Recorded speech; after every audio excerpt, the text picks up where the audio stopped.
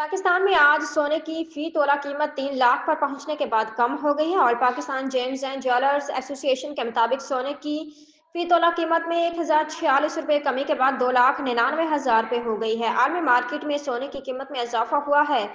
सोना $8 कम होकर 2,861 फी औंस है। इस्लामाबाद चैंपियंस ट्रॉफी की सिक्योरिटी के लिए पाक फौज और रेंजर्स की तैनाती का फैसला कर लिया गया। दोनों की तैनाती का अमल आइंदा चंद रोज में शुरू होगा।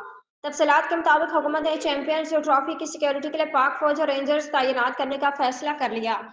जराये ने बताया वफाकी काबीना ने वजारत दाखिला की समरी मंजूर कर लिया। पाक आर्मी आर्टिकल 245 के तहत तैनात की जाएगी। न्यूयॉर्क अमेरिका में इन्फ्लुएंजा की शरह गुज़श्ता 15 साल में सबसे ज्यादा सतह पर आ गई है, जिसमें बदस्तूर इजाफा देखने में आ रहा है। अब तक हजारों अफराद खतरनाक वबा का शिकार होकर मौत के मुंह में चले गए। अमेरिकी centres for disease control and prevention ने अपनी रिपोर्ट में कहा कि इस सीजन में अब तक फ्लू के बायस कम अज कम 24 मिलियन अफराद बीमार, 3,10,000 अस्पताल में दाखिल, जबकि 13,000 अमवात रिपोर्ट हुई हैं, जिनमें कम अज कम 57 बच्चे शामिल हैं।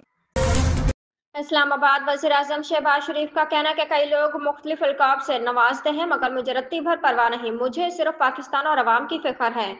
यौम तामीर और तरक्की की खसूसी तकरीब से खिताब में वज़ीर आज़म शहबाज शरीफ ने कहा कि पाकिस्तान ने एक साल में अंधेरों से निकलकर उजालों का सफ़र किया।